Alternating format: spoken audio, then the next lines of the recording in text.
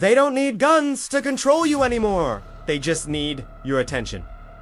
Because in the modern world, the mind has become the battlefield, and the weapons are invisible. Psychological warfare doesn't announce itself. It seeps in through your entertainment, your routines, and your need to belong. It's not about killing Bodhis. It's about shaping beliefs. It's not about taking land. It's about taking your focus. They discovered something terrifying decades ago. That if you can influence emotion, you can rewrite logic. And if you can control emotion long enough, you don't need to control anything else. Every image you see, every song that trends, every phrase that repeats online is part of a quiet orchestra of influence. The repetition softens your resistance. The rhythm of familiarity feels safe. And that's when suggestion slides in. There's a reason the strongest powers in history never just ruled with soldiers.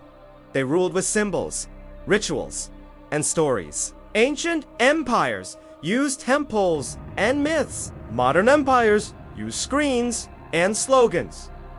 The only thing that changed is the technology, but the formula never changed. Create fear, promise safety, repeat. It's the oldest pattern in the book of control. They call it behavioral conditioning today, but it's the same mechanism the church used with heaven and hell. The same pattern governments use with freedom and threat. The same way influencers use validation and shame. A system built not to convince you, but to make you choose obedience on your own. That's the genius of modern warfare. You're not forced to submit. You volunteer.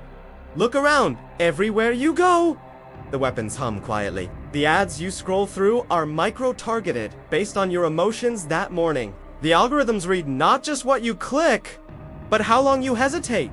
Every delay is data. Every doubt is a diagnostic. They're not studying what you think. They're studying how you think. Because when they know your mental rhythm, they can predict your next move. And when they can predict you, they can sell to you, vote through you, and think for you. This is not conspiracy. It's engineering. Psychological operations, or PSYOPs, are as old as war itself. The goal has always been the same. Break resistance without touching the body. In the Cold War, leaflets and broadcasts targeted soldiers with doubt. In the digital war, your own feed does it for free. They don't censor truth anymore. They bury it. They flood you with so much noise that silence feels suspicious. They invert your instinct so clarity becomes uncomfortable. You think you're choosing freely? But the menu was written by someone else. The clothes you wear, the slang you use, the outrage you feel, all preloaded in the system of control. That's the beauty of silent warfare. You never know when the bullet hits, because the bullet isn't metal. It's suggestion. The perfect psychological weapon doesn't attack your logic. It attacks your identity. If they can convince you that changing your mind means betraying yourself, you'll defend your own programming. They turn your ego into a firewall. And now, you'll fight for your oppressor, thinking you're fighting for yourself. The old generals used swords. The new ones use sentiment. They weaponize empathy. They hijack morality. They make outrage fashionable. And then they feed on it. Every trending topic is a small war for mental real estate. Every argument online is a skirmish in the empire of distraction. And every time you react instantly, you give them more ammunition. The most dangerous soldiers in the world aren't wearing uniforms. They're wearing smiles, microphones, and brand deals. They are the influencers of perception. Modern priests of a digital church. Their sermons are viral. Their altars out, and the congregation? Billions.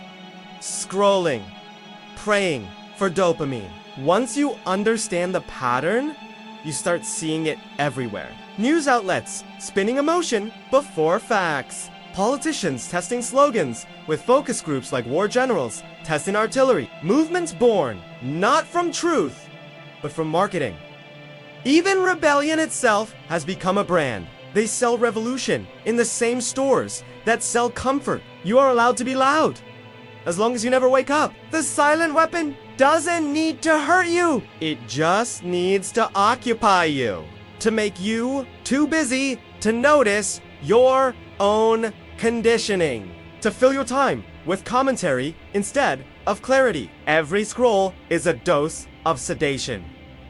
Every distraction, another victory. Because the opposite of control isn't chaos, it's awareness. And awareness is dangerous. The greatest resistance left is in protest. It's perception. It's learning to see the pattern and step out of it. Ask yourself, who profits when I'm afraid? Who gains when I'm divided? Who benefits when I feel powerless? Because once you ask those questions, you begin to rearm your own mind. Power today isn't taken. It's granted. Every time you agree without questioning. Every time you repeat without thinking. Every time you trade your focus for convenience. They don't need to take control of you. You'll hand it over willingly, wrapped in entertainment. But here's the truth. They can't erase. You were born with sovereignty. The ability to observe thought without being ruled by it. That's what makes you ungovernable. The silent weapons fail against minds that think slowly, observe calmly, and see beyond the surface. Because a calm mind is the only shield left. A patient observer is invisible to propaganda. So while they build armies of emotion, you build discipline. While they spread panic, you spread perception. And while they fire invisible bullets at your attention, you step outside the battlefield completely. That's real freedom. Not reacting, just watching, understanding. The world runs on psychological warfare now. But the war only exists if you participate, unplug, think.